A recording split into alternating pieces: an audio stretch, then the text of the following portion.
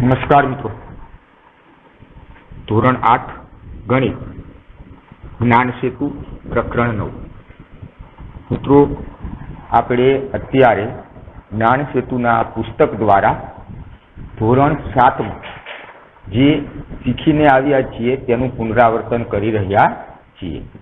પ્રકરણ 9 ની અંદર સમય સંખ્યાનું પુનરાવર્તન કરવાનું છે.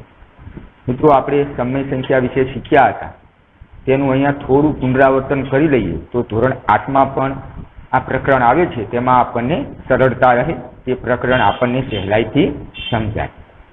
મિત્રો, તમને આ વિડીયોની અંદર સમય સંખ્યા વિશે સમજ પણ મળશે અને દાખલા કઈ રીતે ગણી શકાય તેનો પણ ખ્યાલ આવશે. અન્ય વિડીયો કરતાં આ વિડીયો થોડોક અલગ હશે, કારણ કે જ્ઞાન સેતુના તમે અન્ય વિડીયો જોતા હશો તો તેમાં માત્ર જવાબ જ સમજાવવામાં આવે છે, પરંતુ હું મારા વિડીયોની અંદર સમજ આપવાનો પણ પ્રયત્ન કરું છું.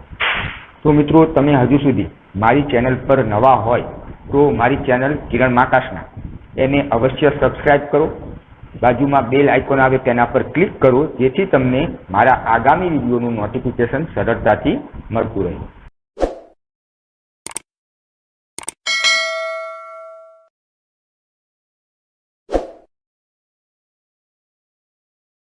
તો ચાલો મિત્રો, આપણે પ્રકરણ 9 સમય સંખ્યાની શરૂઆત કરીએ. સૌથી પ્રથમ મિત્રો, સમય સંખ્યા કહેવાય કોને? તો મિત્રો, સમય સંખ્યા એટલે જે સંખ્યાને PQ સ્વરૂપમાં દર્શાવી શકાય, તેવી બધી જ સંખ્યાને સમય સંખ્યા કહેવામાં આવે છે. તો આ વ્યાખ્યા તમે તમારી નોટબુકની અંદર લખી લેજો. જે સંખ્યાને PQ સ્વરૂપમાં દર્શાવી શકાય તેવી સંખ્યાને સમય સંખ્યા કહીએ છીએ. મિત્રો, અહીંયા હું લખતો નથી, તમે સહેલાઈથી લખી શકશો. એટલે અહીંયા એવું નથી કહ્યું કે જે સંખ્યા PQ સ્વરૂપમાં લખેલી હોય. મિત્રો, અહીંયા શબ્દ એવો વાપર્યો છે કે જે સંખ્યાને PQ સ્વરૂપમાં દર્શાવી શકાય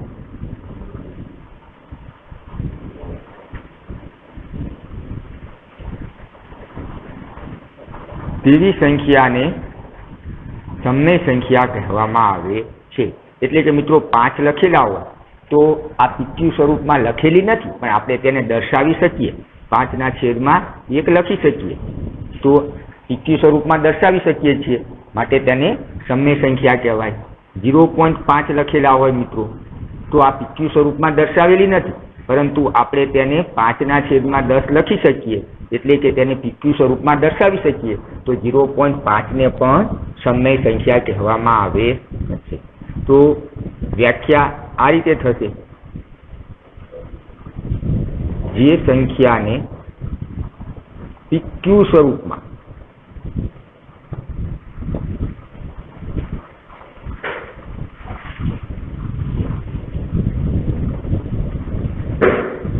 દર્શાવી શકાય તે સંખ્યાને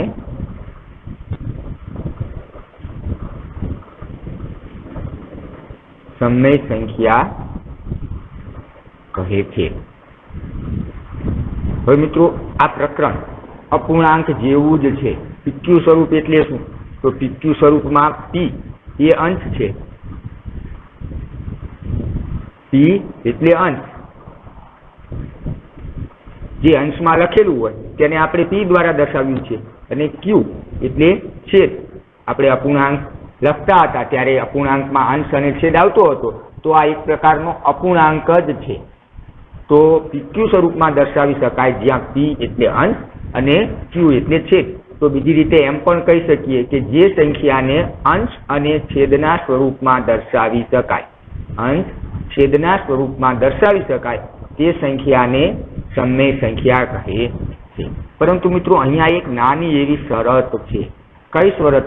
જ્યારે તમે PQ સ્વરૂપમાં દર્શાવો, એટલે કે અંશ અને છેદમાં દર્શાવો, ત્યારે P જે અંશ છે, અંશમાં તમે ધન, ઋણ કે શૂન્ય કોઈ પણ પૂર્ણાંક લખી શકો છો. p બરાબર ધન પૂર્ણાંક, ઋણ પૂર્ણાંક કે શૂન્ય પૂર્ણાંક કોઈ પણ સંખ્યા લખી શકો, પરંતુ મિત્રો ક્યુ એટલે કે છેદમાં ક્યારેય ઋણ પૂર્ણાંકે શૂન્ય લખી શકાતા નથી. એટલે કે ક્યુ ગ્રેટર ધેન 0, હંમેશા 0 કરતા મોટી સંખ્યા જ છેદમાં આવે. પરંતુ મિત્રો ઘણી વખત છેદમાં ઋણ પૂર્ણાંક લખેલા હોય છે, પરંતુ જ્યારે છેદમાં ઋણ પૂર્ણાંક લખેલા હોય એવી સંખ્યાને પ્રામાણિક સમય સંખ્યા કહેવામાં આવતી નથી. એને આપણે સમય સંખ્યા કહીશું, પરંતુ પ્રામાણિક સમય સંખ્યા નથી, કેમ કે તે વ્યાખ્યા મુજબ નથી. એટલે આપણે અહીંયા લખીશું ક્યુ ઇઝ નોટ ઇક્વલ ટુ 0, અથવા તો જો પ્રામાણિક સ્વરૂપમાં આપણે દર્શાવ્યું હોય તો ગ્રેટર ધેન 0. અહીંયા લખેલું છે ક્યુ ઇઝ નોટ ઇક્વલ ટુ 0. ક્યુમાં છેદમાં ક્યારેય શૂન્ય હોય નહીં. શૂન્ય એટલે કાંઈ જ નહીં. તો છેદમાં કાંઈ જ ન હોય તો તેને પીક્યુ સ્વરૂપમાં દર્શાવેલી છે નહીં એમ આપણે કહી શકીએ, તો તેને સમય સંખ્યા જ ન કહેવાય. ફરીવાર મિત્રો યાદ કરાવું છું, સમય સંખ્યા એટલે જે સંખ્યાને પીક્યુ સ્વરૂપમાં એટલે કે અંશ છેદના સ્વરૂપમાં દર્શાવી શકાય તેવી બધી જ સંખ્યાને સમય સંખ્યા કહેવાય. લખેલી ન હોય તો આપણે લખી શકતા હોય તો પણ તેને સમય સંખ્યા કહેવાય. હવે પીક્યુ સ્વરૂપમાં પીની જગ્યાએ આપણે કોઈ પણ સંખ્યા લખી શકીએ, ધન પૂર્ણાંક, ઋણ પૂર્ણાંક અને શૂન્ય પૂર્ણાંક. જ્યારે છેદમાં ક્યુ ઇઝ નોટ ઇક્વલ ટુ 0 એટલે છેદમાં ક્યારેય શૂન્ય આવે નહીં. અને મિત્રો હા, પ્રામાણિક સમય સંખ્યા હોય તેમાં ક્યુ ગ્રેટર ધેન 0 એટલે કે ક્યુમાં ક્યારેય શૂન્ય પણ ન આવે અને ઋણ પૂર્ણાંક પણ ના આવે. ગ્રેટર ધેન 0 એટલે કે શૂન્ય કરતા મોટી સંખ્યા જ આવે, એટલે કે ધન પૂર્ણાંક જ આવે, તો જ તેને પ્રામાણિક સમય સંખ્યા કહેવાય. હવે મિત્રો અહીંયા આપણે ક્યુ બરાબર ધન, ઋણ અને શૂન્ય એમ કોઈ પણ પૂર્ણાંક લઈ શકીએ છીએ. તેના આધારે સમય સંખ્યાનું 3 પ્રકારમાં વિભાજન કરવામાં આવેલું છે, એટલે કે વર્ગીકરણ કરવામાં આવેલું છે. કયા 3 પ્રકારમાં? તો જો પી બરાબર ધન પૂર્ણાંક હોય તો તેવી સમય સંખ્યાને ધન સમય સંખ્યા કહેવાય. જો પી બરાબર ઋણ પૂર્ણાંક હોય એટલે કે અંશમાં ઋણ પૂર્ણાંક હોય તો તેવી સંખ્યાને ઋણ સમય સંખ્યા કહેવાય. અને પી બરાબર શૂન્ય પૂર્ણાંક એટલે કે અંશમાં શૂન્ય હોય તો તેવી સંખ્યાને શૂન્ય સમય સંખ્યા કહેવાય. તો હું અહીંયા ચાર્ટ સ્વરૂપે દર્શાવું છું. સમય મિત્રો અહીંયા લખવામાં થોડી મિસ્ટેક હોય તો ચલવી લેજો. સમય સંખ્યાના પ્રકાર, અહીંયા મારે સ માથે અનુસ્વાર એટલે કે મીંડું કરવું છે પણ લાઈન થઈ જાય છે. સમય સંખ્યાના પ્રકાર 3 પ્રકાર છે મિત્રો સમય સંખ્યાના. ધન સમય સંખ્યા, બીજો પ્રકાર આવશે શૂન્ય સમય સંખ્યા, અને ત્રીજો પ્રકાર આવશે ઋણ સમય સંખ્યા. આ ત્રણેય પ્રકાર મિત્રો પી એટલે કે અંશમાં કેવી સંખ્યા લખેલી છે તેના આધારે નક્કી કરવામાં આવે છે. જો પી માં ધન પૂર્ણાંક હોય તો ધન સમય સંખ્યા, પી માં શૂન્ય પૂર્ણાંક હોય તો શૂન્ય સમય સંખ્યા એટલે કે અંશમાં શૂન્ય હોય તો શૂન્ય સમય સંખ્યા, અને પી એટલે કે અંશમાં ઋણ સંખ્યા હોય તો તેને ઋણ સમય સંખ્યા કહે છે.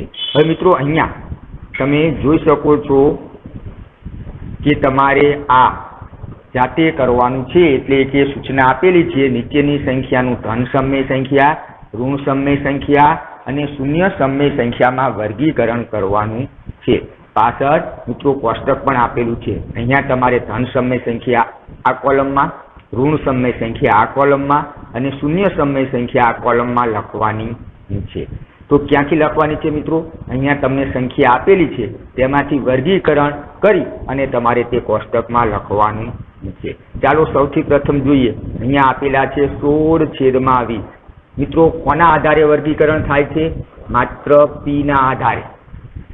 પી માં ધન પૂર્ણાંક આપેલા છે, ઋણ પૂર્ણાંક આપેલા છે કે શૂન્ય પૂર્ણાંક આપેલા છે, તેના આધારે આપણે તેનું વર્ગીકરણ કરી શકીએ છીએ. તો અહીંયા પી માં શું આપેલું છે? 16 લખેલા છે. 16/20 એમાં p બરાબર 16 અને q બરાબર 20. તો અહીંયા ધન પૂર્ણાંક છે માટે આપણે તેને ધન સમય સંખ્યા કહીશું. એટલે અહીંયા કોલમમાં ધન સમય સંખ્યામાં 16/20 લખી દઈશું. બધી સંખ્યા અહીં નહીં લખું મિત્રો, તમારે જાતે કરવાનું છે, હું સમજ આપીશ. ત્યારબાદ મિત્રો બીજી સંખ્યા આપેલી છે 20/-25. 20/-25. તો મિત્રો આ ઋણ સમય સંખ્યા છે કે ધન સમય સંખ્યા? તો અહીંયા આપણે થોડું એ રીતે યાદ રાખીશું, કારણ કે પ્રામાણિક સ્વરૂપમાં ફેરવવાનું પાછળ આવે છે. તમે ધોરણ 7ની અંદર ઓનલાઈન અભ્યાસ કર્યો હશે તો પણ તમને ખ્યાલ હશે કે અહીંયા 20/25 લખેલા છે.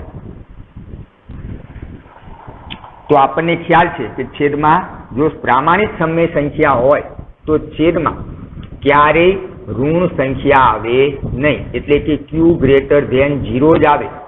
q > 0 જ આવે છેદમાં, એટલે કે q બરાબર ક્યારેય ઋણ પૂર્ણાંક કે શૂન્ય આવે નહીં. અહીં ઋણ પૂર્ણાંક આપેલા છે તો અહીં છેદમાંથી ઋણ પૂર્ણાંક દૂર કરવા જોઈએ, એવું મેં 7મા ધોરણમાં શીખવ્યું હતું જ્યારે પ્રામાણિક સ્વરૂપમાં લખવા હોય ત્યારે.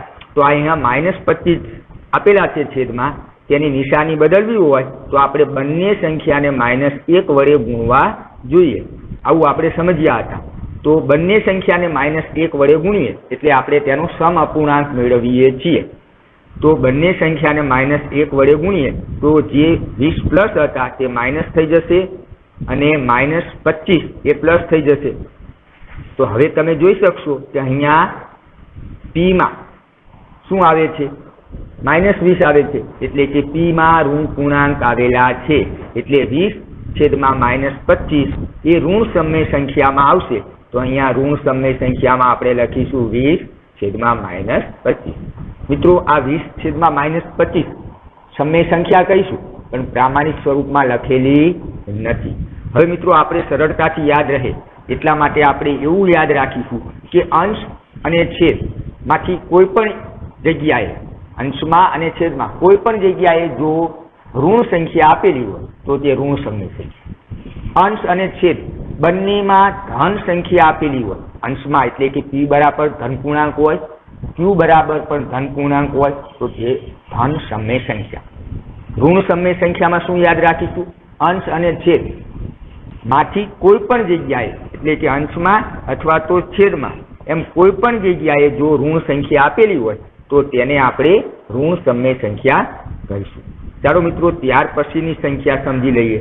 -2/-3. તો આ પણ સમજી લઈએ. -2/-3. તો આપણને ખ્યાલ છે કે મિત્રો છેદમાં ક્યારેય ઋણ સંખ્યા આવે નહીં. અહીંયા -3 છે તો આ -3 ને આપણે +3 કરવા પડે પ્રામાણિક સ્વરૂપમાં દર્શાવવું હોય તો આપણે શું કરીશું? બંને સંખ્યાને એટલે કે અંશ અને છેદ બંનેને -1 વડે ગુણીએ તો -2 × -1 એટલે +2 થઈ જશે મિત્રો. અને છેદમાં -3 × -1 3 થઈ જશે. તો અહીંયા તમે જોઈ શકો છો કે -2/-3 એને પ્રામાણિક સ્વરૂપમાં ફેરવતા આપણને બંને જગ્યાએ ધન પૂર્ણાંક મળે છે, માટે આ ધન સમય સંખ્યા છે. તો 2/3 એ ધન સમય સંખ્યામાં આવશે. હવે મિત્રો તમને ખ્યાલ આવી ગયો હશે. આ બે સંખ્યા જ સમજવાની. જો અહીંયા ફરીવાર સમજાવું છું તમને કે અહીંયા છેદમાં માઇનસ આપેલા છે. હવે છેદની નિશાની બદલીએ 20/-25. આટલું જ યાદ રાખો. -25ની નિશાની બદલો તો માત્ર છેદની બદલી શકાય નહીં. તમે છેદની નિશાની બદલો તો અંશની પણ બદલવી પડે. એટલે છેદમાં માઇનસ છે તેના પ્લસ કરો તો અંશમાં પ્લસના માઇનસ થઈ જાય. તે જ રીતે અહીંયા -3 આપેલા છે છેદમાં, તે -3 ના તમે +3 કરો તો અંશમાં પણ પ્લસ થઈ જાય. તો આ રીતે તમારે નિશાની બદલી અને વર્ગીકરણ કરવાનું છે. તો અહીંયા તમને આપેલું જ છે તે પહેલા સમજી લઈએ. જો અંશ અને છેદ બંને ધન પૂર્ણાંક હોય અથવા તો બંને ઋણ પૂર્ણાંક હોય, આ યાદ રાખવા માટે સરળ છે. એટલે આ યાદ રાખશો તો તમે વર્ગીકરણ સહેલાઈથી ગણી શકશો. અને મેં આ પ્રામાણિક સ્વરૂપમાં ફેરવતા આવડે એટલા માટે મેં અત્યારથી જ તમને નિશાની કઈ રીતે બદલાય છે તેની સમજ આપેલી છે. અંશ અને છેદ બંનેમાં ધન પૂર્ણાંક હોય અથવા ઋણ પૂર્ણાંક હોય તો તેને ધન સમય સંખ્યા કહેવાય. અંશ અને છેદ બેમાંથી કોઈ પણ એક ઋણ પૂર્ણાંક હોય, અંશમાં ઋણ પૂર્ણાંક હોય અથવા તો છેદમાં ઋણ પૂર્ણાંક હોય તો તેને ઋણ સમય સંખ્યા કહેવાય. અને શૂન્ય સમય સંખ્યા તો આપણને ખ્યાલ જ છે કે જે અંશની અંદર શૂન્ય હોય, છેદમાં તો શૂન્ય આવે જ નહીં, અંશની અંદર શૂન્ય હોય તો તેને શૂન્ય સમય સંખ્યા કહેવાય. ચાલો હવે આપણે ફટાફટ વર્ગીકરણ કરી લઈએ. -7/4 અહીંયા તમે જોઈ શકો છો કે એક જગ્યાએ ઋણ સંખ્યા છે માટે તેને ઋણ સમય સંખ્યા કહીશું. જો બંને જગ્યાએ ઋણ પૂર્ણાંક હોત તો ધન સમય સંખ્યા થાત. તો -7/4 -7/4 એ ઋણ સમય સંખ્યા છે. ત્યારબાદ મિત્રો 5/-3 આમાં પણ તમે જોઈ શકો છો એક જગ્યાએ ઋણ પૂર્ણાંક આપેલા છે તો તેને પણ ઋણ સમય સંખ્યા કહેવાય. તો લખીશું 5/-3. ત્યારબાદ મિત્રો સંખ્યા આપેલી છે 0/11 તો આને કેવી સંખ્યા કહીશું? શૂન્ય સમય સંખ્યા. તો આને શૂન્ય સમય સંખ્યામાં લખીશું 0/11. અંશમાં શૂન્ય છે. હવે ત્યારબાદ મિત્રો સંખ્યા આપેલી છે 0 તો શૂન્યને સમય સંખ્યા કહેવાય કે ન કહેવાય? કહેવાય, કારણ કે શૂન્યના છેદમાં 1 લખી શકાય, પરંતુ શૂન્યના છેદમાં 1 લખશો તો અંશમાં તો શૂન્ય જ આવશે, માટે આપણે તેને શૂન્ય સમય સંખ્યામાં લખીશું. ત્યારબાદ મિત્રો આપેલા છે 8/10 કેવી સંખ્યા થશે? ધન સમય સંખ્યા, કારણ કે ઉપર નીચે અંશમાં અને છેદમાં ધન સંખ્યા આપેલી છે માટે તે ધન સમય સંખ્યા થશે, એટલે લખીશું 8/10 ધન સમય સંખ્યા. ત્યારબાદ મિત્રો આપેલા છે -44/72 એટલે કે એક જ જગ્યાએ ઋણ પૂર્ણાંક છે માટે તેને આપણે ઋણ સમય સંખ્યા કહીશું. તો આ ઋણ સમય સંખ્યામાં લખીશું -44/72. ત્યારબાદની સંખ્યા આપેલી છે 0/-5 તો મિત્રો આને કેવી સંખ્યા કહીશું? અંશમાં શૂન્ય હોય તો તેને શૂન્ય સમય સંખ્યા જ કહેવાય. અંશમાં શૂન્ય હોય તો તેને શૂન્ય સમય સંખ્યા જ કહેવાય, માટે આને આપણે લખીશું શૂન્ય સમય સંખ્યામાં. સોરી મિત્રો,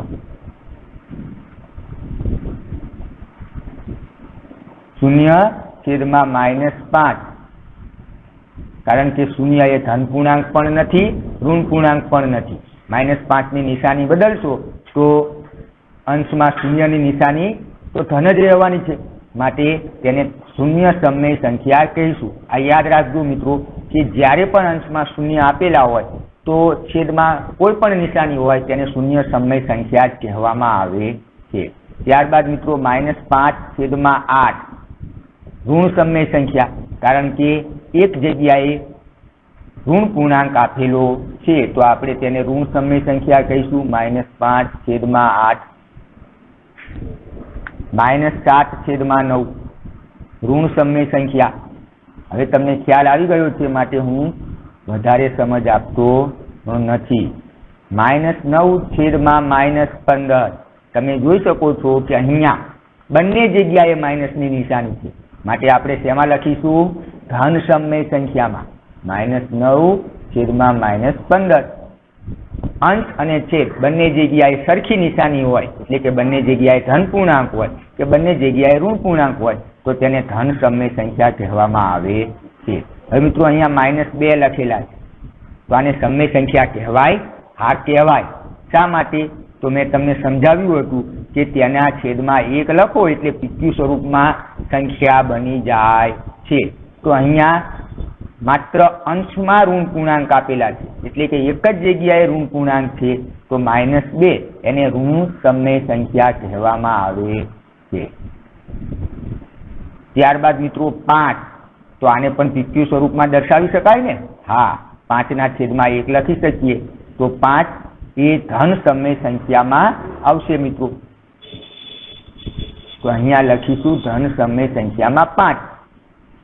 હવે ત્યારબાદ મિત્રો 2/3 એટલે કે 2/3 બંને જગ્યાએ ધન પૂર્ણાંક છે માટે તે ધન સમય સંખ્યામાં આવશે 2/3. હવે મિત્રો છેલ્લી સંખ્યા બાકી છે 10. ઇક્વિ સ્વરૂપમાં દર્શાવી શકશો ને? હા, 10/1 તો ધન સમય સંખ્યા થશે, તો આપણે અહીંયા લખીશું ધન સમય સંખ્યામાં 10/1. તો આ રીતે તમારે વર્ગીકરણ કરવાનું છે.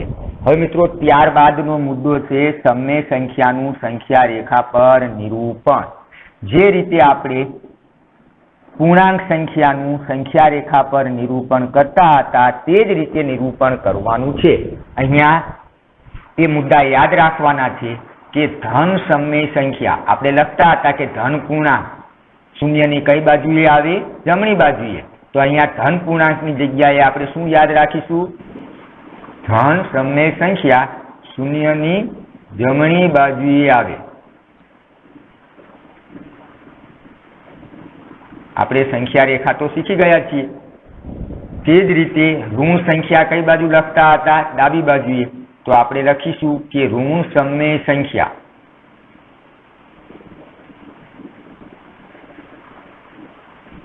શૂન્યની ડાબી બાજુએ આવે.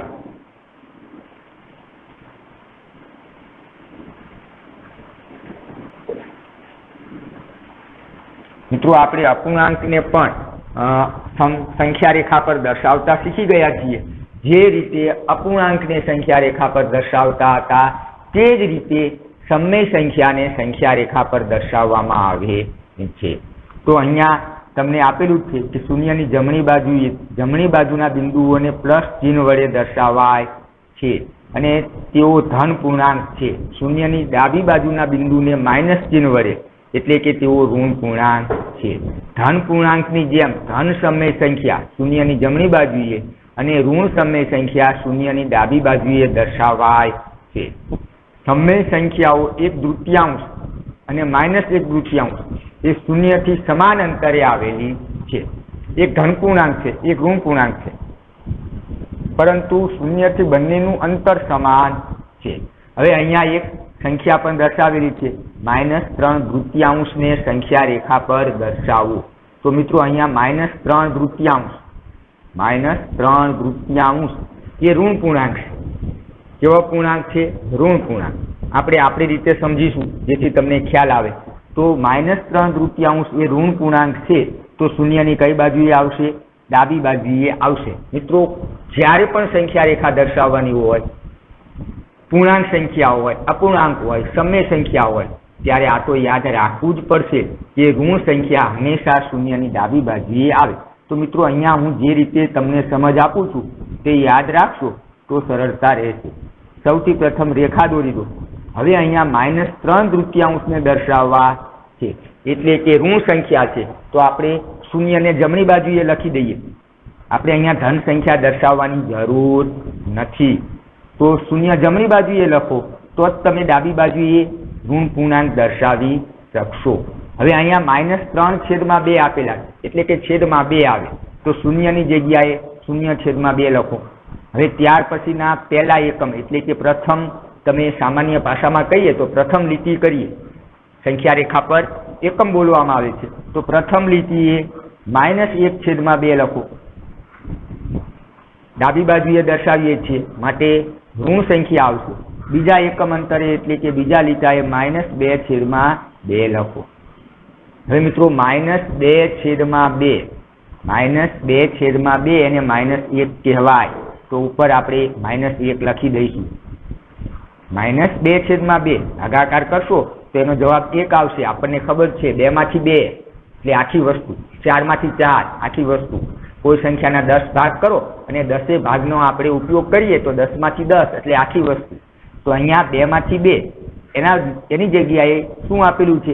2 માંથી -2 તો એને આપણે -1 લખીશું. તો આ રીતે આપણે ઉપર -1 લખીશું. ત્યારબાદના એકમ અંતરે -3/2 આ રીતે લખીશું. હવે આપણે -3/2 દર્શાવવાના છે માટે આપણે ત્યાં આ રીતે રાઉન્ડ કરી દઈશું એટલે જોનાર વ્યક્તિને ખ્યાલ આવે કે -3/2 દર્શાવવાના હતા તે દર્શાવ્યા છે.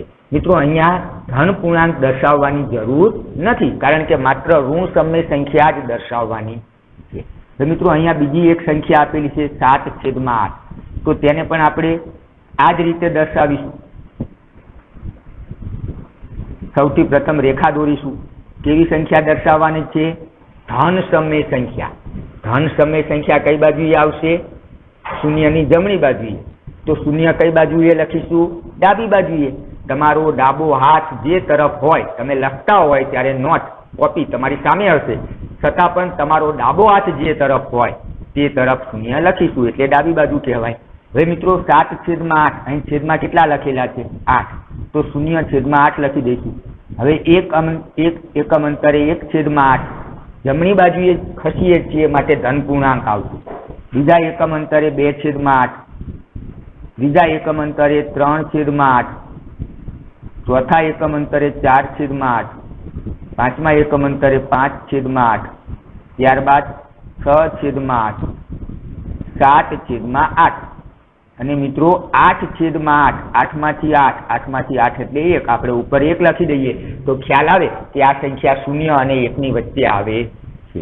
અને આપણે 7/8 દર્શાવવાના છે, તો અહીંયા રાઉન્ડ કરી દઈશું, એટલે જોનારને ખ્યાલ આવે કે આપણે સંખ્યા રેખા પર 7 અષ્ટમાંશ દર્શાવવાના હતા. હવે મિત્રો જાતે ગણીએ, એમાં 3 દાખલા આપેલા છે. ચાલો સમજીએ.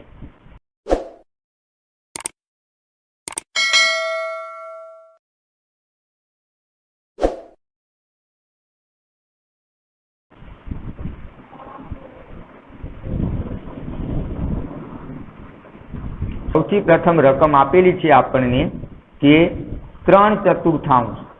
3/4 તેને સંખ્યા રેખા પર દર્શાવવાના છે. તો આપણે રેખા દોરી દઈશું. હવે મિત્રો કેવી સંખ્યા છે? ધન સમય સંખ્યા. શૂન્યની કઈ બાજુએ આવશે? જમણી બાજુએ. શૂન્યને કઈ બાજુએ દર્શાવીશું? ડાબી બાજુએ.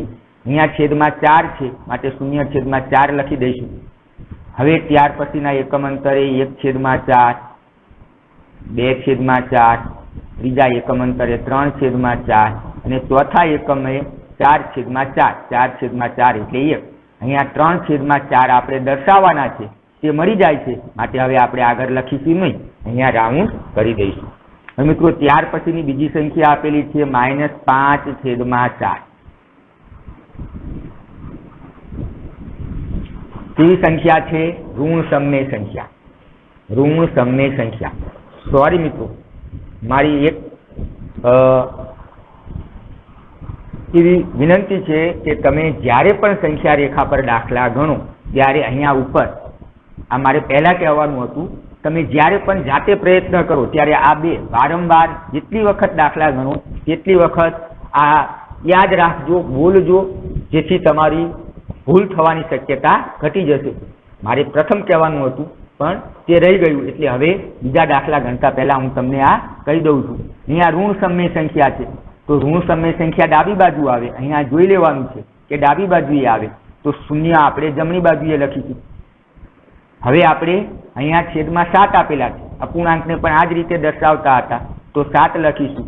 હવે ડાબી બાજુએ ખસવાનું છે, તો -1/7, -2/7, -3/7, -4/7, -5/7, -6/7, -7/7. અહીંયા -5/7 દર્શાવવાના હતા, જે આપણને મળી જાય છે. અને -7/7 ત્યાં સુધી કેમ લખ્યું? આપણને ખ્યાલ આવે કે અહીંયા -7/7 એટલે -1. આપણે આ સંખ્યા કોની વચ્ચે આવે તે પણ સમજવું છે. તો અહીંયા 0 અને -1 તેની વચ્ચે -5/7 આવે છે, તો ત્યાં રાઉન્ડ કરી દઈશું. હવે મિત્રો ત્યારબાદની છેલ્લી સંખ્યા -7/5. 7/5 તે તમને હું જાતે ગણવા માટે કહું છું, અહીંયા ગણાવતો નથી. આવડશે ને મિત્રો? જાતે પ્રયત્ન કરજો. ચાલો હવે આપણે દાખલા નંબર 2 સમજીએ, કારણ કે આપણે આ અપૂર્ણાંકમાં પણ આ શીખી ગયા છીએ, માટે આપણે અત્યારે ત્રીજો દાખલો તમને જાતે ગણવા માટે આપીએ છીએ. હવે ત્યારબાદ મિત્રો ત્રીજા દાખલાની અંદર એક સંખ્યા રેખા આપેલી છે. સંખ્યા રેખા પર A, B, C, D, E, F, G, H એની રીતે દર્શાવેલા છે, જેથી AB બરાબર BC, BC બરાબર CD અને EF બરાબર FG, FG બરાબર GH છે. તો B, C, D, F, H વડે દર્શાવેલી સંખ્યાઓ લખવાની છે। તો મિત્રો હવે તમને સંખ્યા રેખા દેખાતી હશે। સંખ્યા રેખા પર શું કહેવામાં આવ્યું છે? અહીં સંખ્યા રેખા તમે જોઈ શકો છો। સંખ્યા રેખા પર A B C D અહીંયા દર્શાવેલા છે, E F G H અહીંયા દર્શાવેલા છે। તો તમે સમજો કે A B C D શૂન્યની કઈ બાજુએ છે? ડાબી બાજુએ, માટે ત્યાં જવાબમાં કેવા પૂર્ણાંક આવશે? ઋણ પૂર્ણાંક આવશે। એ જ રીતે E F G H કઈ બાજુએ છે? જમણી બાજુએ, તો ત્યાં ધન પૂર્ણાંક આવશે, એટલે કે ધન સમય સંખ્યા આવશે। હવે અહીંયા તમે જોઈ શકો છો કે AB બરાબર BC બરાબર CD, એટલે કે આ AB અહીંયા લખેલું છે AB બરાબર BC બરાબર CD। આનો અર્થ શું? કે -2 અને -3 વચ્ચે જે ભાગ કરેલા છે, તો AB BC AB A થી B, B થી C, C થી D કેવા ભાગ કરેલા છે? સરખા ભાગ કરેલા છે, સરખા ભાગ કરેલા છે, બરાબર એટલે સમાન। તો AB નો જેટલો ભાગ છે તેટલો જ BC નો છે, BC નો જેટલો ભાગ છે તેટલો જ CD નો છે। તો કેટલા ભાગ થાય છે મિત્રો? ગણી શકો છો, 1 2 3 4, 4 ભાગ અહીંયા દર્શાવેલા છે। હવે આ -2 A થી એકમ અંતરે D આવેલું છે, ત્યારબાદ C આવેલું છે, B આવેલું છે, A આવેલું છે, એટલે અહીંયા 1 ભાગ 2 ભાગ 3 ભાગ 4 ભાગ અને ચોથો ભાગ અહીંયા પૂરો થાય, એટલે કે આ પ્રથમ ભાગ, બીજો ભાગ, ત્રીજો ભાગ, ચોથો ભાગ અને 5 ભાગ, 5 ભાગ કરેલા છે। -2 અને -3 ની વચ્ચે 5 ભાગ કરેલા છે। તો શું મિત્રો આ રીતે લખીશું? -2/5, -2/5 લખીશું? ના મિત્રો, -2/5 લખાય નહીં। કેમ ન લખાય? -2 પૂર્ણાંક છે, એટલે આપણે હવે લખવું હોય તો આ આપણે અપૂર્ણાંકમાં શીખી ગયા છીએ કે -2 પછીનો D એ પ્રથમ ભાગ છે, પણ કેટલામાંથી? 5 ભાગમાંથી 1, 5 માંથી 1, 1 2 3 4 અને 5, 5 ભાગ કરેલા છે, તેમાંથી પહેલો ભાગ એટલે D, પહેલો ભાગ એટલે D। તો આપણે શું લખી શકીએ? -2.1/5, -2.1/5, અથવા તો આને આપણે આ મિશ્રને અશુદ્ધમાં ફેરવતા હતા તો 5 દુ 10, 10 વત્તા 1 11, -11/5, -11/5 આ રીતે લખી શકીએ। પરંતુ મિત્રો આપણે આ ન ફેરવવા હોય તો D બરાબર શું લખી શકીશું? D બરાબર -2.1/5। ત્યારબાદ C બિંદુ, કેટલામો ભાગ? બીજો ભાગ, -2 અને -3 ની વચ્ચે આવેલું છે, માટે આપણે C બરાબર શું લખીશું? -2 પૂર્ણાંક, તે તો આપણને આપેલા છે, ત્યાર પછીનો 5 માંથી બીજો ભાગ, -2 પૂર્ણાંક પછીનો 5 માંથી બીજો ભાગ, એટલે લખીશું -2.2/5। ત્યારબાદ B, અહીંયા B આપેલો છે, આ B, તો B કેટલામો ભાગ છે? -2 પૂર્ણાંક પછીનો 5 માંથી ત્રીજો ભાગ, એટલે -2.3/5। અને હવે મિત્રો A, અહીંયા આપણને B C D F H વડે દર્શાવવાની વાત હતી। એ બરાબર કેટલા થશે? આપણને કહ્યું નથી, પણ આપણે લખી શકીશું -2.4/5। હવે ત્યારબાદ આગળ લખશો મિત્રો, સમજવા માટે લખીએ તો ત્યાર પછીનો ભાગ જે આ -3 છે એને આ રીતે લખી શકીશું -2.5/5। તમે જોઈ શકો છો 5 દુ 10, 10 ને 5 15, -15/5, -15/5 એટલે -3 મળી જશે। તો આ રીતે તમારે ABCD એ સંખ્યા લખવાની છે, તેની જગ્યાએ કયા પૂર્ણાંક આવે તે આપણે દર્શાવવાના છે। તો મિત્રો B નો જવાબ મળી ગયો, C નો, D નો, હવે F અને H આનો જવાબ મેળવવો છે।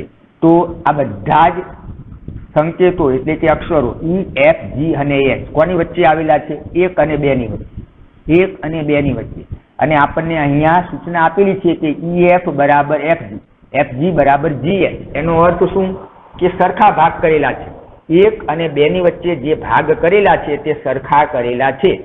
ત્યારે મિત્રો કોઈ પણ સંખ્યાના સરખા ભાગ કરેલા હોય ત્યારે તેને અપૂર્ણાંક સ્વરૂપમાં દર્શાવી શકાય, તે આપણે અપૂર્ણાંકમાં શીખી ગયા છીએ।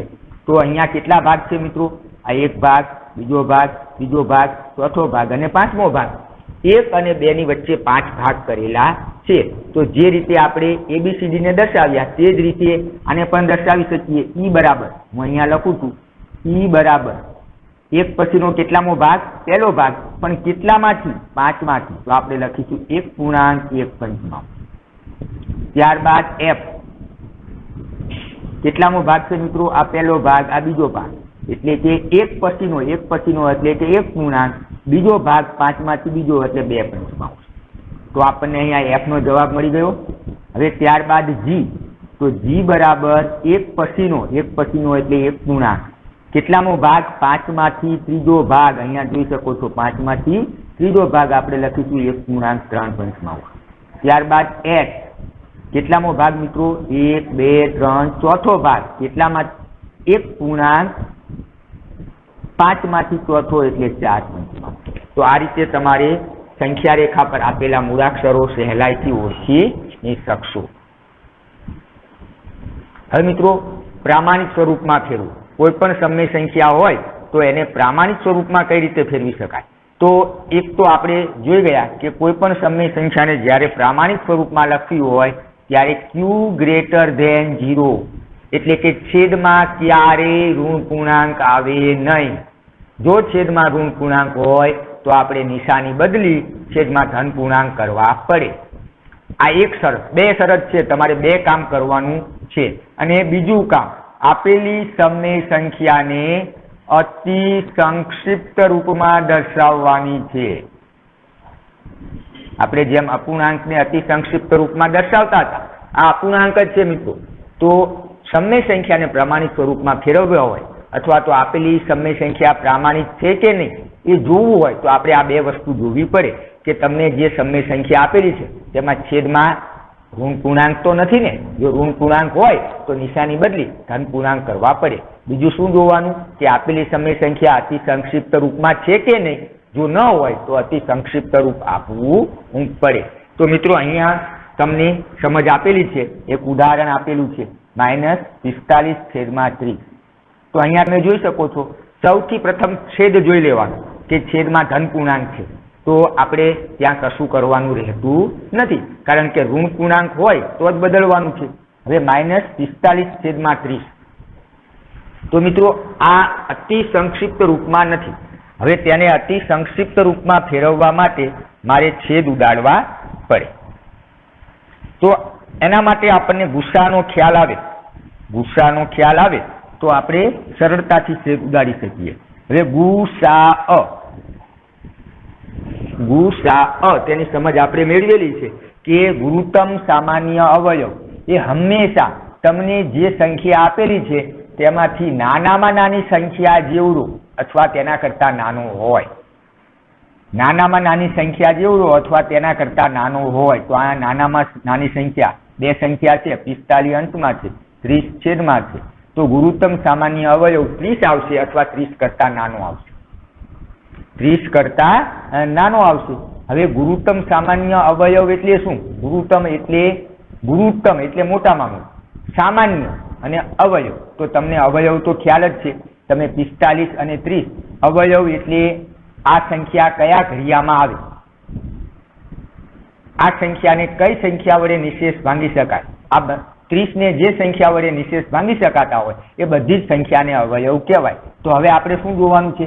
આ 2 સંખ્યા આપેલી છે -45 અને 30. એમાંથી આપણે ઘડિયા યાદ કરવાના.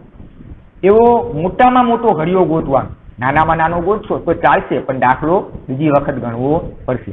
આપણે એવો મોટામાં મોટો ઘડિયો ગોતવાનો કે જેમાં 2 સંખ્યા આવતી હોય. દાખલા તરીકે હું તમને સમજાવું કે 45 અને 30 નિશાની આપણે ધ્યાનમાં લઈશું નહીં.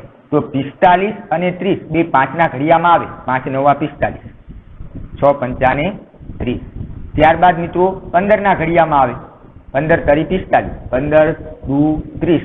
તો આ 2 માંથી મોટો ઘડિયો કયો? 15. તો આપણે ગુસ્સા કયો? 15.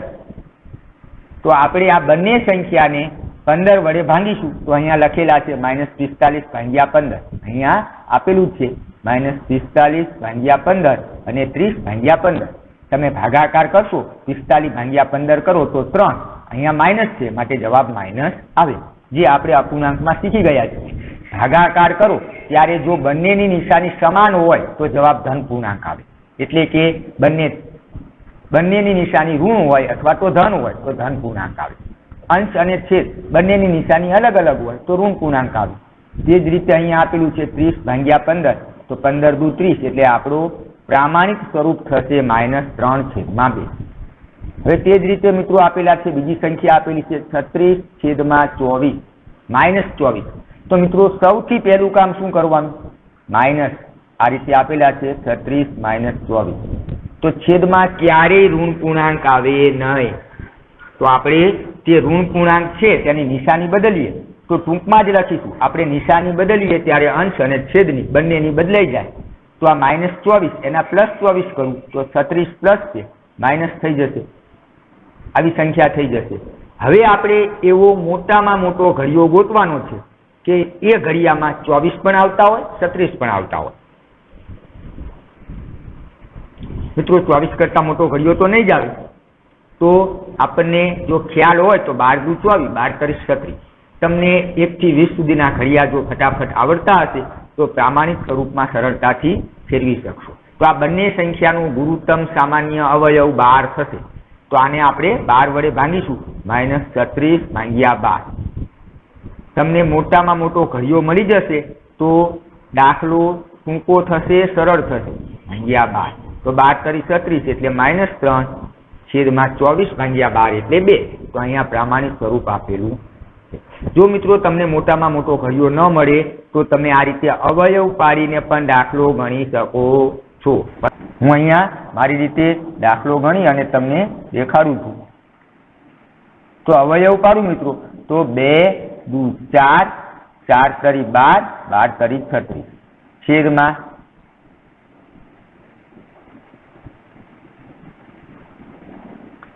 2 દુ 4 તરી 12 એટલે અહીંયા -3. આની નિશાની -3 આવશે. હવે અહીંયા છેદ ઉડશે. આ 2 2 ઉડી જશે. 2 2 ઉડી જશે. તો અહીંયા પણ આ 2 2 ના છેદ ઉડી જશે. હવે શું વધે મિત્રો? અંશ અને છેદમાં 2 દુ 4 4 તરી 12 12 દુ 24. તો હવે છેદમાં શું વધે છે મિત્રો? 3 × 3. આ સમજવા પ્રયત્ન કરજો. 3 × 3 છેદમાં -3 × 2. હજુ જો આપણે 3 3 ના છેદ ઉડાડવા હોય 3 અને -3 ના છેદ ઉડે નહીં તો આપણે આ રીતે લખી શકીએ. -3 ની જગ્યાએ -1 કરી નાખીએ. પરંતુ મિત્રો સરળ રીત તો આ જ છે કે આપણે સૌથી પ્રથમ નિશાની બદલી લઈશું. -1 × 3 કરું તો તેનો જવાબ -3 જ આવે એટલે ×2 અને ઉપર 3 × 3 3 3 છેદમાં ઉડી જશે અંશ એટલે ઉપર 3 વધે નીચે -1 × 2 એટલે જવાબ મળે 3/-2. પછી આની નિશાની બદલવાની છે. તો આ રીતે અવયવ પાડી અને તમે દાખલા ગણી શકશો. પરંતુ જો તમને ભૂસા મળી જાય તો દાખલો સરળ થશે અને ઝડપથી દાખલો ગણાઈ જશે. ચાલો હવે જાતે ગણીએમાં થોડાક દાખલા આપેલા છે તે ગણવા પ્રયત્ન કરીએ.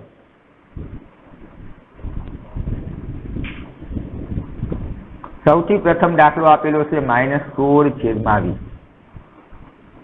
-16/20. અહીંયા છેદમાં ધન પૂર્ણાંક છે માટે નિશાની બદલવાની નથી. હવે મિત્રો મોટામાં મોટો ઘડિયો ઘડિયા 16 અને 20 આ બંને આવતા હોય તેવા ઘડિયા યાદ કરો. 2 ના ઘડિયામાં આવે, 4 ના ઘડિયામાં આવે, પછી 5 ના ઘડિયામાં ન આવે. હવે મિત્રો 6 ના ઘડિયામાં, 7 ના ઘડિયામાં, 8 ના ઘડિયામાં, 9 10 ના ઘડિયામાં આવતો નથી. તો આપણને મોટામાં મોટો અવયવ સામાન્ય કયો મળશે? 4 મળશે. 4 મોટામાં મોટો ઘડિયો 4 છે કે જેમાં બંને સંખ્યા આવે છે. 16 કરતા મોટો ઘડિયો તો જોવાનો જ નથી. તો આપણે બંનેને 4 વડે ભાંગી દઈશું. -16/4 અને 20/4. તમારે આ જ રીતે ઘડિયા જોવાના છે. હવે મિત્રો 16/4 કરીએ તો 4 જવાબ આવે છે. અહીંયા માઇનસ છે માટે આપણે -4/20/4 કરો તો 5 મળે. તો આ થઈ ગયું પ્રામાણિક સ્વરૂપ. ત્યારબાદનો દાખલો છે મિત્રો 24/-15.